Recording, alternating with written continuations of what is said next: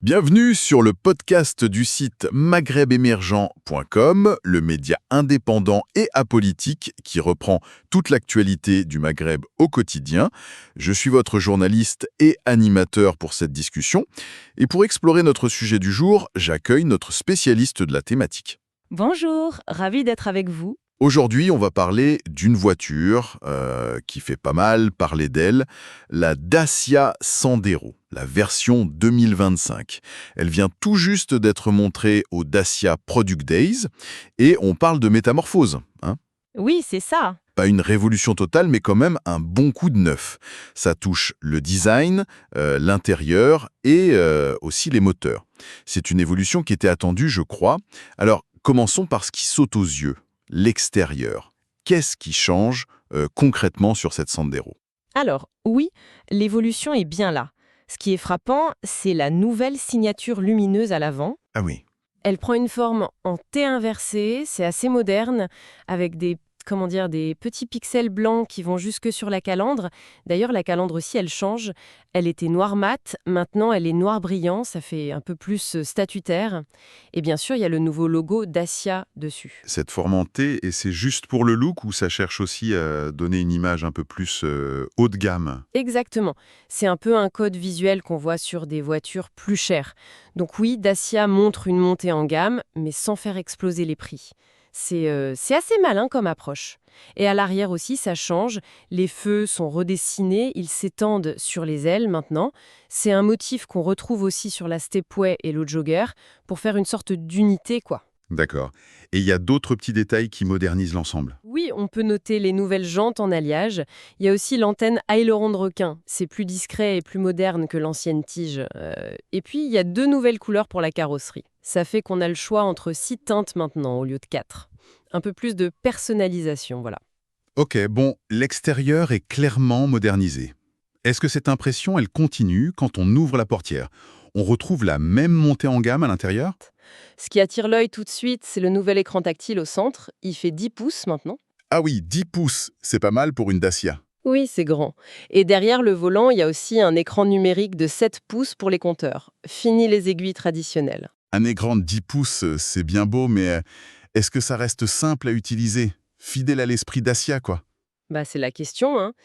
Mais Dacia a, semble-t-il, travaillé pour que ça reste intuitif. On voit aussi que les aérateurs ont été redessinés. Ils reprennent d'ailleurs la forme en T des phares pour la cohérence. Et puis, il y a ce nouveau tissu un peu bleuté sur les portes, les sièges, une partie du tableau de bord. Ça donne un coup de frais. Hmm. Et côté techno un peu pratique, on a maintenant un chargeur de smartphone par induction. Et aussi le système Uclip. Ah, Uclip, c'est quoi ça? Ce sont des petits points de fixation un peu partout pour accrocher facilement des accessoires. Un support de téléphone, une petite lampe.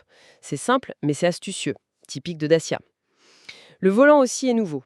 Et il pourra même avoir des palettes pour la boîte auto en option. Bien vu le système Uclip, ça c'est du Dacia tout craché. Bon, et côté mécanique alors? Qu'est-ce qu'on trouve sous le capot de cette Sandero 2025? Alors, pour les moteurs, on a un moteur essence TCE. C'est un turbo, une technologie connue chez Renault. Il fait 100 chevaux. Mais la nouveauté importante, c'est surtout la version GPL, bicarburation essence et gaz de pétrole liquéfié. Ah oui, le GPL Dacia mise beaucoup là-dessus.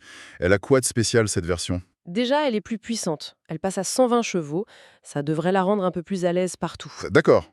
Et surtout, on pourra la choisir soit en boîte manuelle, soit avec une nouvelle boîte automatique à double embrayage.